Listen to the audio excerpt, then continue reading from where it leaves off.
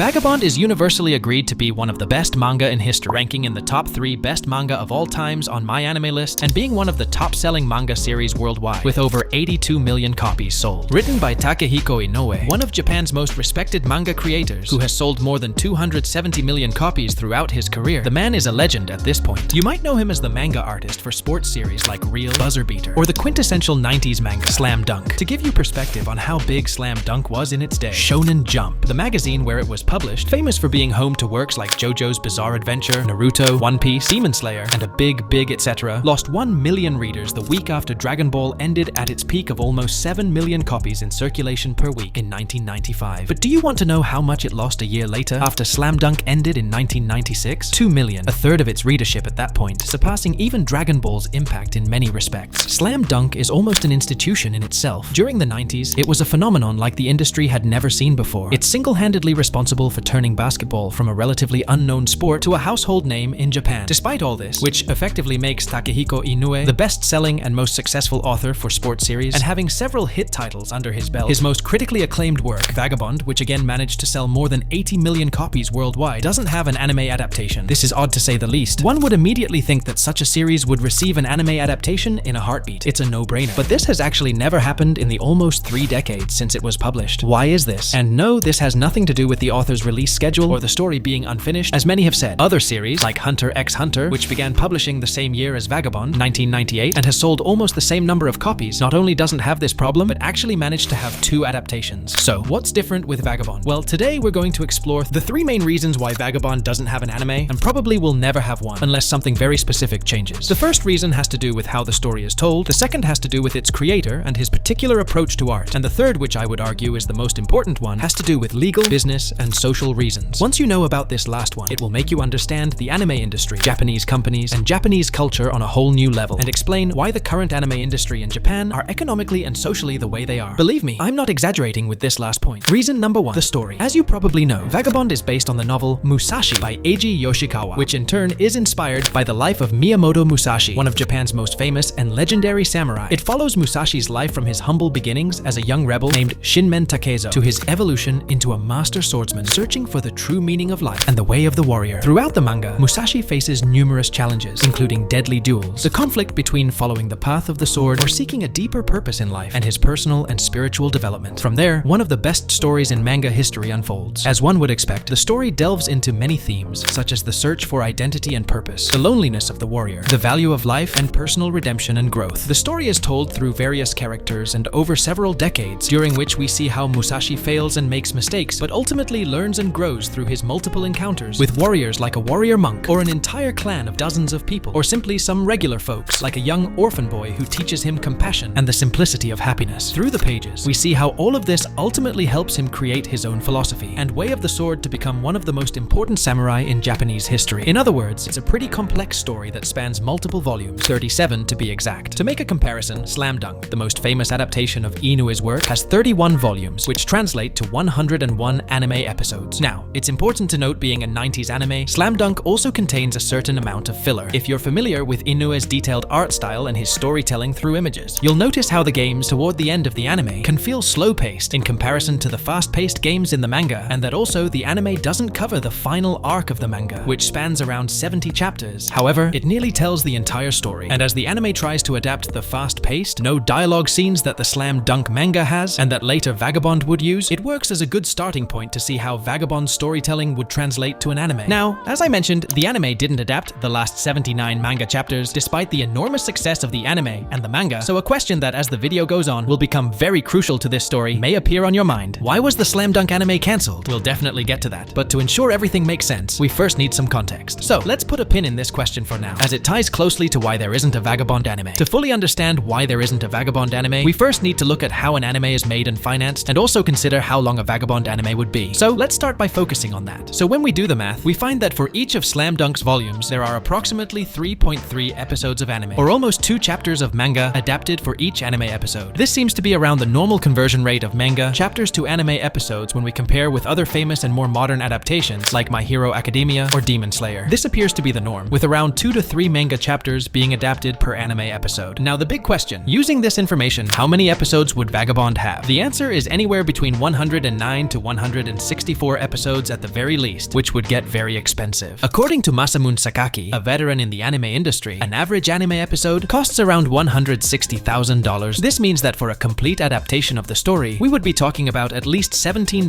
to $26.2 million without taking into account marketing and distribution costs. Why does anime have this particular business model? Well, for that we have to thank Osamu Tezuka, the so-called god of manga, creator of Astro Boy and Black Jack, among many other works, as well as the Evangelion anime. But we'll talk about that later in the video, as now I want to focus on another question. Now, we face two problems here. The manga hasn't had a new episode since May 21st, 2015, almost 10 years ago. And as we'll see later, considering Inoue's working style and his other works, it's difficult to know when or if he'll continue it, as currently, Real, another basketball manga of his, hasn't had a new chapter in a while. But the point is that, looking at it from a business perspective, the manga is technically finished, as there will very likely be no new chapters. This means that the manga has probably already made most of its sales, which means that new manga sales probably wouldn't be enough to cover the cost of anime production. In the case of merchandising, well, without taking into account kids' series, the merchandising that tends to generate the most money is the one that features female characters. I know, big shock. It's not like the series doesn't have pretty women, but I don't think an Otsu in a swimsuit would be fitting for the type of story that Vagabond is. But that's just reason number one. Reason number two has to do with the creator himself and his work process. Describing Inoue as an artist is complicated, so it's better if I show you a clip from a special that NHK, the Japanese public television, made about him, where they show us his studio, his work process, and a scene where we see him trying to do a drawing.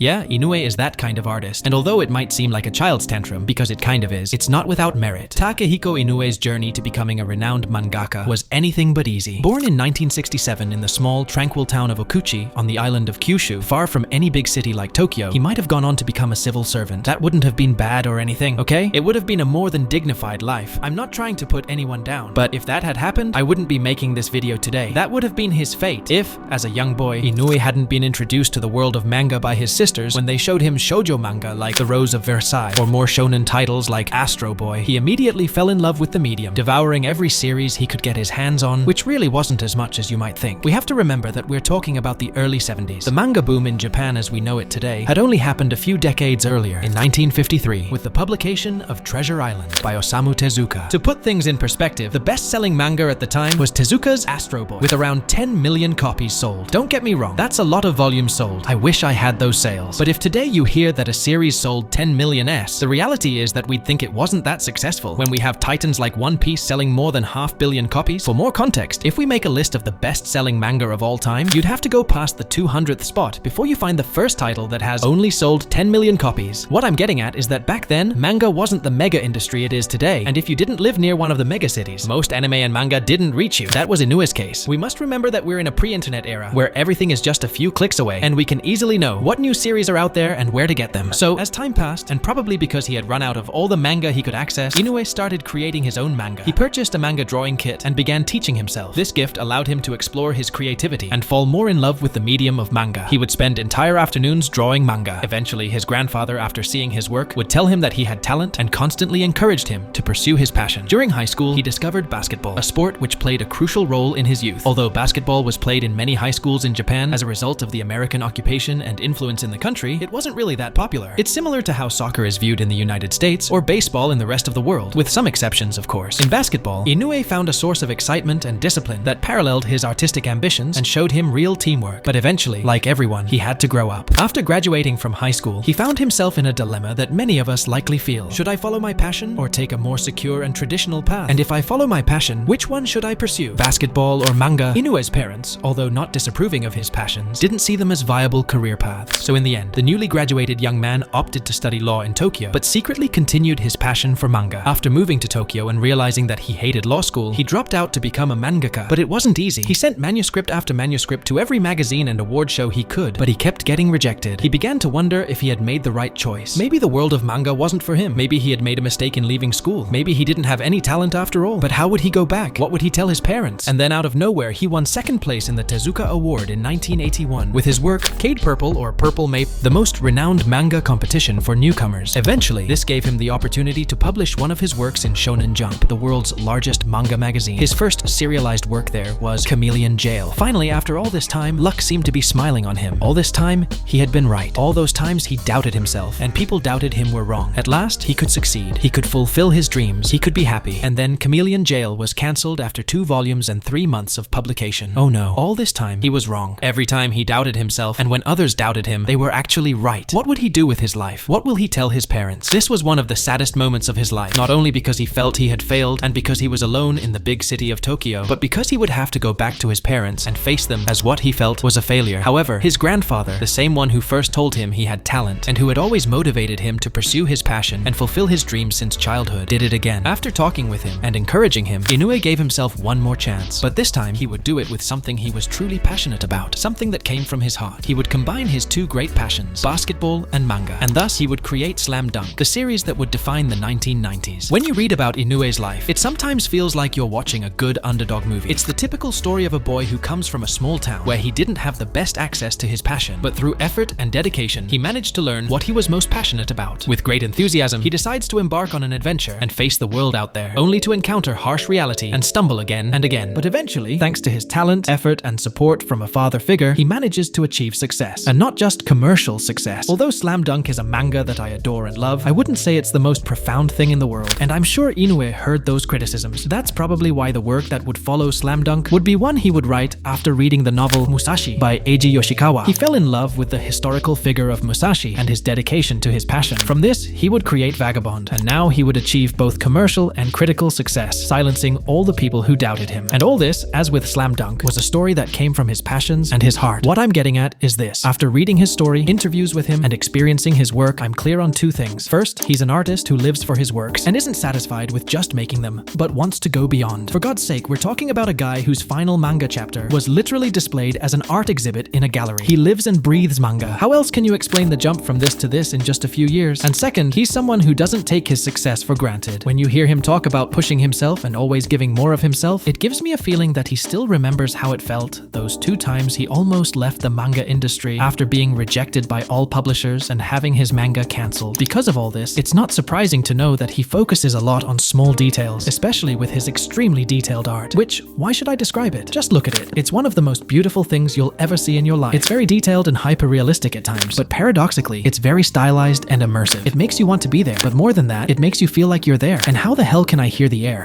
Normally, it's thought that one of the reasons why Vagabond doesn't have an anime is due to its art and how difficult it would be to adapt. But when we look at examples of other manga with similar detailed art, we see that this isn't really a problem. Vinland Saga, a manga that in 2019 had little more than 5.5 million copies in circulation. Note, in circulation, meaning delivered to stores, not sold, had its anime that same year in 2019. JoJo's Bizarre Adventure, Steel Ball Run, another manga thought to be unadaptable due to its detailed art and high use of horses, one of the things historically most difficult to draw and animate due to its complexity, is going to have an anime. So no, Vagabond's art isn't the reason why it doesn't have an anime. Of course it doesn't help, but it's not the main reason. We just have to realize that this was never really a problem for the industry. Fist of the North Star had an anime in the 80s, and even Slam Dunk had an anime. I mean, it didn't start with that god-tier art, but when the manga changed, that didn't stop the anime. These last 3 titles were at one point the top dog, not only in Shonen Jump, but in the industry in general. So we can see that the quality of the manga's art has never been a limitation for the industry. And I want you to remember this point we just saw, as it will become more relevant once we see the 3rd and final reason why this series will most likely never get an anime adaptation. But to understand why, we have to go back to the 1980s, and please bear with me a little. There's a point to all this. I delve more in depth about this subject in my video, Japan is a cyberpunk dystopia, but to quickly summarize. In the 1980s, Japan was on top of the world. It was a time period where the rise and growth of Japan was crazy. Japan was going through an economic miracle. In just 3 decades, Japan had gone from a relatively small agricultural country devastated by war to becoming the world's 2nd biggest economy. Some were even discussing that maybe it had already passed America as the #1 economic power. Japan was beating the USA in tech,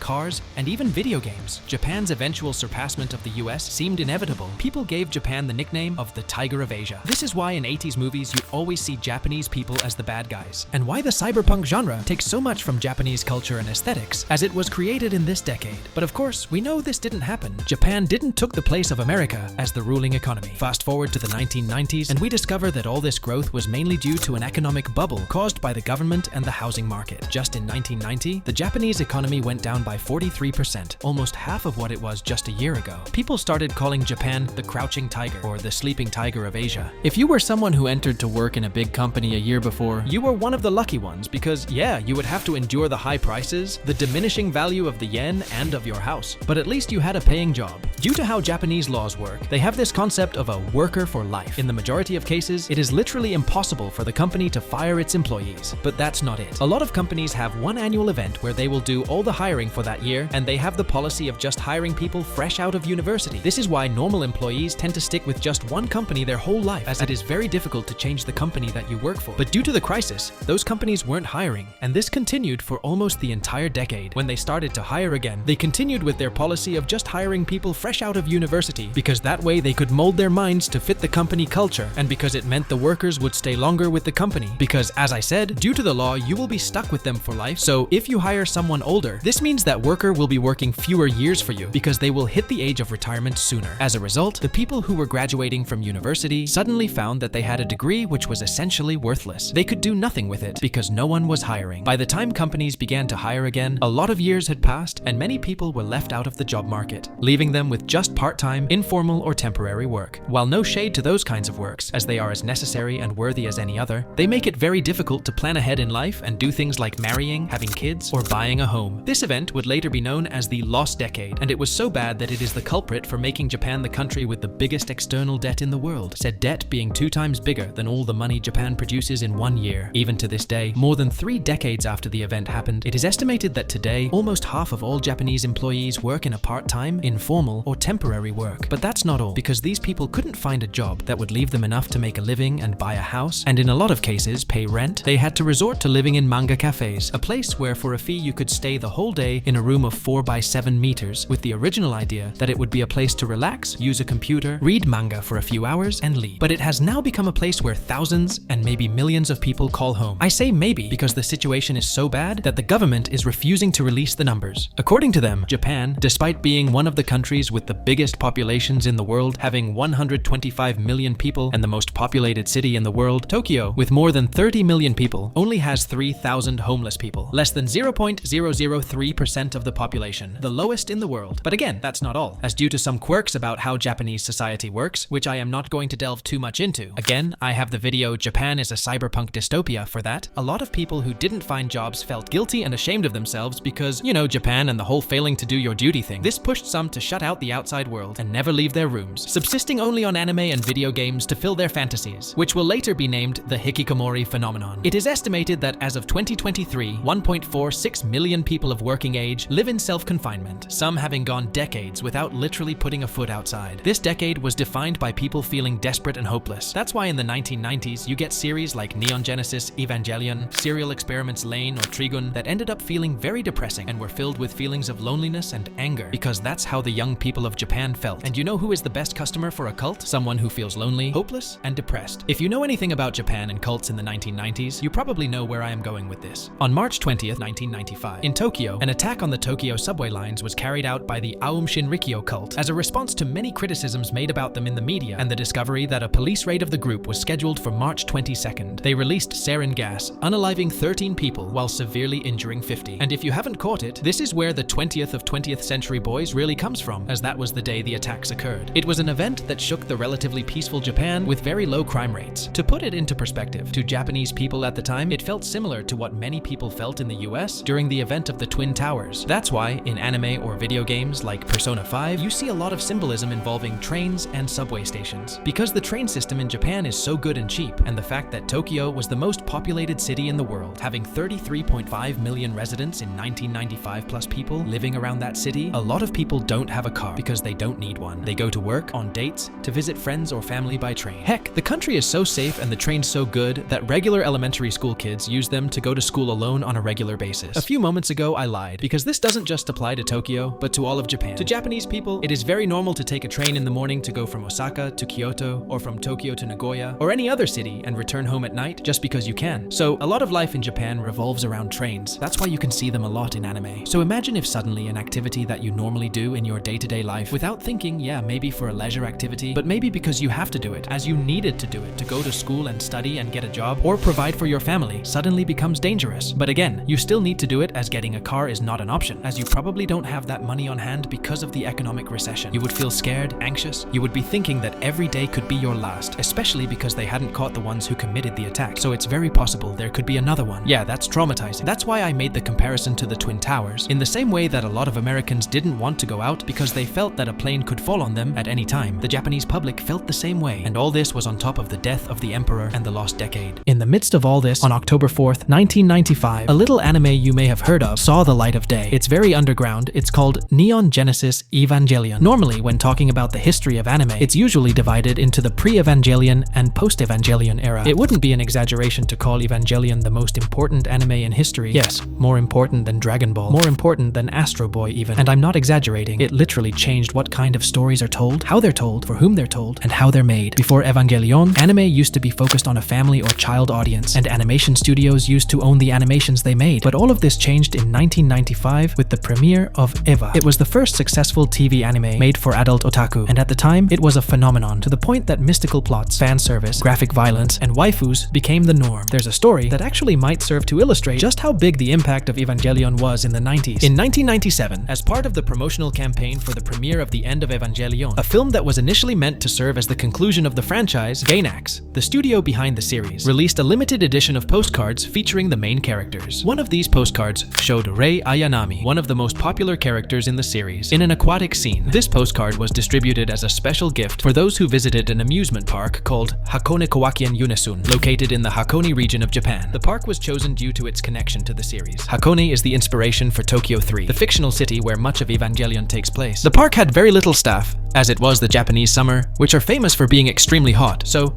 who would travel hundreds of kilometers in extreme humid heat for a piece of paper? Well, when the series fans found out about this promotion, they started traveling in droves to the amusement park to get the postcard. I am talking about thousands and thousands of people, causing multiple damages to the park's property, which caused national and international news. And we have a lot of stories like that regarding Evangelion. So, as a result of this tremendous success, what Evangelion did, the anime industry followed. And a particularity of Evangelion was how Gainax, the animation studio, financed it. They were nobodies without a penny to their name, having done some projects, but either they failed, or if they were successful, it was for a very limited audience, so they didn't leave a lot of money. So to pay for the series, they had to use a business model called production committee. They weren't the first to use it. In fact, there were 3 anime that used it before them: Nausicaa of the Valley of the Wind from Ghibli, Akira by Katsuhiro Otomo, and the irresponsible Captain Tylor. But since Ghibli is a studio that's basically in its own league and operates very differently from the entire industry, and Akira literally became the biggest failure in anime history, taking the whole industry down with it, and that the irresponsible Captain Tylor wasn't a failure or anything, but it wasn't a smash hit either. The model never really caught on, and it wasn't until Evangelion became a mega hit that it became popularized. But anyway, what is a production committee exactly, and how does it work? Well, previously, anime series used to operate under a sponsor system, where companies would put up their money to finance the anime in exchange for promotion, and the animation studio would keep the rights to the anime. The companies would get their promotion, and the studios would get their anime. It was a win-win. Now, this is the opposite of a production committee, where other companies, like the one that would sell the figures or DVDs of the series, would put up the money. Up to this point, it doesn't sound too bad. It sounds very similar to the sponsor system. And initially, it was. You as a studio would get your anime, maybe with lower profits, but it was easier to create an anime, especially if you were a small studio. However, the bad part comes when, over the years, this model was copied for other anime, with the difference being that the animation studio wouldn't have the rights to the series, but the companies that put up the money would, preventing the studios from receiving royalties and growing, essentially becoming just a factory who had to follow the orders of the production committee, even if they were really dumb. Believe there is a lot of stories of members of production committees asking for a lot of dumb things. But anyway, that's a story for another day. The important thing is that with the companies selling the DVDs, figures, and other merchandise like branded toilet paper, yes, that exists and is a big market, to these companies, the anime itself producing money wasn't the most important thing. Okay, it's not like they didn't care at all. After all, if the anime became successful, it would mean more profits. But what was most important was that the DVDs, figures, or merchandise they made sold well. So for these companies, who were the ones putting up the money and maintaining most of the power over the production, if the anime wasn't very successful in ratings, but managed to sell a lot of its DVDs and Blu-rays or figures, then it would be worth doing. So essentially, many anime became commercial, which is why so many aren't finished, or if you want to be more paranoid, are poorly adapted, or create original endings to make people seek out the original material and buy it. And this is also why almost all anime air in the early morning, as those time slots are cheaper, and the producers really don't care about ratings that much. Now, with all that context out of the way, we need to see what the impact of all that was on the industry and what it changed. In my opinion, it had 3 main impacts. First, due to this economic crisis, we have an industry whose customers don't have much money to spend on non-essential things like travel, music, or anime and manga. So the industry industry most likely went into a panic, which was worsened by the crisis in the anime industry that Akira's failure caused, which took many years to overcome. Second, due to the aforementioned crisis, a group of people who didn't leave their homes and became obsessed with anime, manga, and video games started to emerge, and who would spend all the money they had on these hobbies as a form of escapism. This was likely exacerbated by the 1995 terrorist attacks, which created a great fear in the population, especially in this group of hikikomori, who are documented to have a great fear of going out. This group, despite not having much money, would prove to be extremely profitable, as they would be willing to spend thousands of dollars to support their favorite series. To give you an idea, nowadays, without counting merchandising, an anime series of 12 episodes is considered successful only if it manages to cross around 2,500 DVD and Blu-ray copies sold. I know that sounds like very few copies, but the money generated by these small number of copies is not small when you consider that a single DVD, which usually contains 2 or 3 episodes, costs more than $90. Why do they cost so much? Well, that's because those prices were originally intended for video rental stores, not everyday people. But eventually, these otaku who wanted to have their own collection and show their support started buying these series. And when the video rental stores started collapsing in the 2000s due to the arrival of the internet, the industry became more dependent on these otaku. And if you're wondering, yes, there have been attempts since the 90s to sell anime DVDs at more accessible prices to attract a larger audience, but they haven't been too successful, as the group of people who buy them hasn't increased much. Again, it's just a relatively small group. This brings us to the third and most important impact. Evangelion popularized the production committee financing model for anime, which ended up creating an industry that, for the most part, didn't have to focus on the success of the anime series itself, but on the sales of the products it could create. Or in other words, the industry was desperately in need of money due to the financial crisis, the same one that created a group of people who were desperate to consume large amounts of anime and manga, which served as an escape. And this group,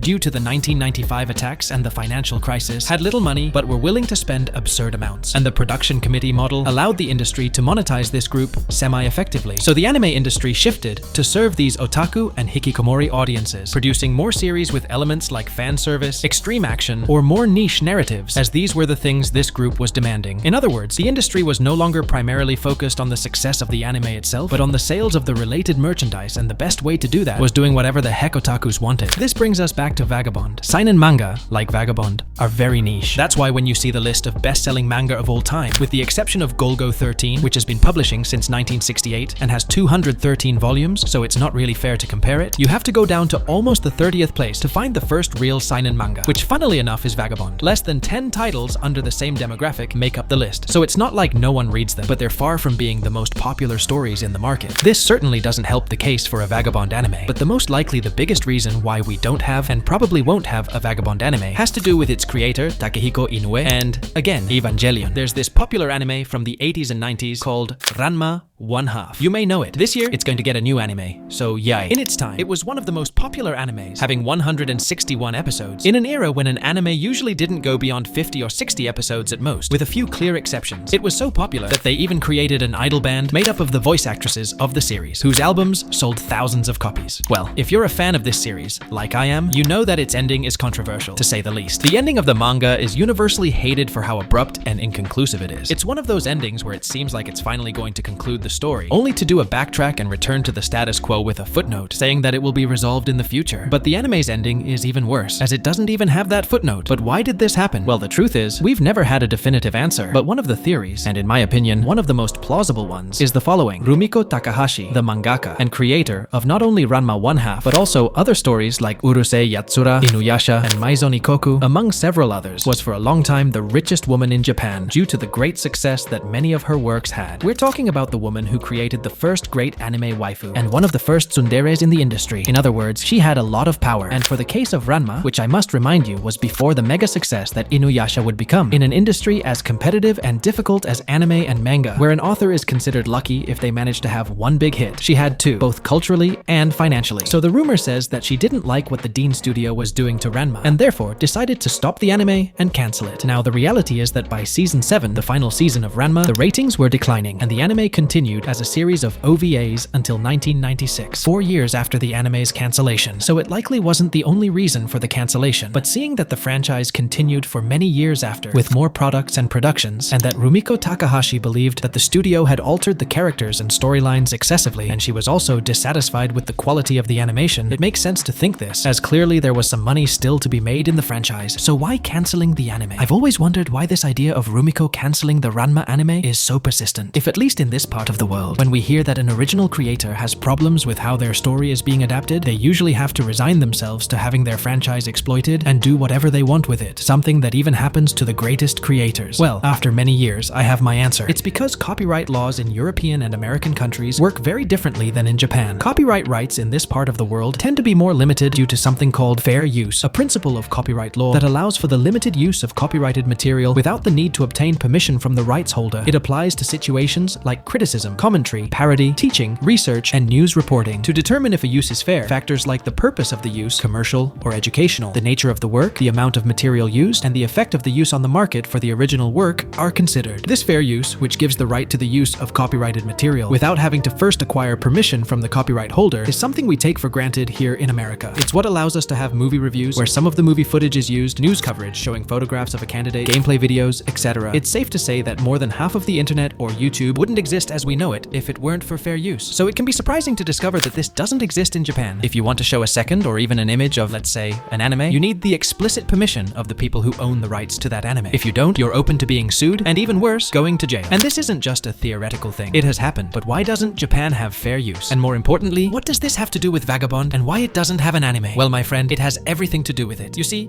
in Japan, there is no such thing as copyright as we understand it. Copyright exists as a combination of two parts collectively referred to as shosaku kenri, the first part being author's rights and the second part being neighboring rights. These author's rights and neighboring rights are then broken down into other separate rights, including moral rights, economic rights, and performer's rights. Copyright rights in Japan tend to be more extensive and cover more than in European or American countries. And paradoxically, because these copyright rights are so extensive, are harder to enforce, that's why Japan doesn't have fair use, since its existence would infringe on the copyright holder's rights. This has two main effects. The first is that it makes it more difficult to reach the threshold of copyright infringement. If you use an intellectual property like a manga or video game that doesn't belong to you to make some product, it's harder for you to be sued. That's why in Japan, we see companies like Nintendo, famous for being very protective of their brands and characters, not having many problems with fan games or fan manga of his properties made by Japanese fans. The second and more important effect is that this system gives more power to the original creators over their works. In Japanese law, the original creator of a work is called the gensakusha. To adapt or use a work, you need the explicit permission of the original author or the rights holders. Up to this point, it doesn't sound too different from how copyright works here, but when you look closer, the differences start to emerge. In countries like the United States, copyright rights are less developed and mainly focus on economic rights. Although creators may have moral rights under copyright law, especially in visual works, these are more limited than in Japan. In general, once a creator transfers the copyright to another person or entity, they lose a great deal of control over how the work is used. Cases like the Harry Potter creator, who maintained a lot of creative control over the films, are exceptional, managing to force the studio to do things like filming in the UK with UK actors, but even she had a lot of things that had to accept. In contrast, in Japan, the gensakusha or original creator has strong moral rights, meaning the creator retains significant rights over how their work is used, even after having sold or transferred the economic rights. These moral rights include the right to preserve the integrity of the work and to be recognized as the author. This gives the creator much greater control over their work compared to US copyright law. Or to put it another way, if an artistic work is a child in American or European countries, the creator would be more like a legal guardian who could give the child away renouncing any rape. While in Japan, the creator of the work is more seen as a parent related by blood, who it doesn't matter what happens, will always be the parent of said child. Therefore, the author, in many cases, especially when it comes to high-profile authors like Rumiko Takahashi or Takehiko Inoue, has the final say on any decision that is made, legally speaking. In the case of Inoue, as we've seen, he's an artist who takes his work very seriously. And I didn't mention this before, but one of the reasons why the Slam Dunk anime ended without completing the story, regardless of all its success, is believed to be because Toei Animation, upon learning what Takehiko Inoue's idea for the ending of the story was, without going into spoilers, I can say that it would have ended up being the complete opposite of how the story actually concluded, and partially the message of the story. This didn't sit well with Takehiko Inoue, and so he decided to just end the series there, rather than see his work compromised. Now, we don't have anything concrete to mark that theory as true, but along with what I've mentioned in this video, we have 3 clues that seem to point to this. Proof A: the ending of the Slam Dunk anime. The anime ends with a scene where all the protagonists are preparing to go to a basketball tournament, just as in the manga. And then the credits roll, but before that, there's a 4-episode original anime arc, or about a month of airtime if you were a viewer back then, which could have been used to buy some extra time to convince Takehiko Inoue to continue the anime. Proof B: Buzzer Beater, a manga series written and illustrated by Takehiko Inoue. The series debuted as a webcomic in full color in 1996, and later in 2005 got an anime. It was Takehiko Inoue's first anime after Slam Dunk, and it's pretty well known that he got very hands-on with the anime production, something he didn't do as much with Slam Dunk in the beginning, which may have indicated a previous incident before the creation of the Buzzer Beater anime that made him him want to be more involved in the anime adaptations of his works. Proof C. In 2022, Slam Dunk had its first animated project in almost 30 years in the form of a film. This film would serve as the conclusion of the anime, adapting the final part of the manga, although from the perspective of another character. The movie is called The First Slam Dunk, and it was not only based on Takehiko Inoue's work, but he also served as the producer, writer, and director of the film. Looking at all these clues, it's not hard to imagine a scenario where Inoue, dissatisfied with the studio's plans for Slam Dunk, decided to shut everything down and leave, only to later tiptoe his feet into an anime production to make sure they would do justice to his work this time. And then, after a lot of time had passed, the tension has eased, and he felt it was the right time. He would finally adapt the ending of Slam Dunk on his own terms. Moreover, producers generally expect to have significant control over a project, even though the law grants more authority to the original creator. When dealing with an author like Takehiko Inoue, who is known for his artistic vision and stubbornness, producers might be hesitant. For example, it is very likely that Inoue chose to delay the adaptation of the Slam Dunk ending, and only agreed to it if he could be the one to handle it himself, despite its potential for massive success. Given that Vagabond might not promise the same level of financial return, producers might be reluctant to work with him, or Inoue might refuse to adapt it if the studio's vision doesn't align with his own, just as he did with the ending of Slam Dunk. Add to all this his highly detailed art, which complicates things a bit when it comes to adaptation, as the cherry on top. And you have the reason why Vagabond will never have an anime unless all of this changes.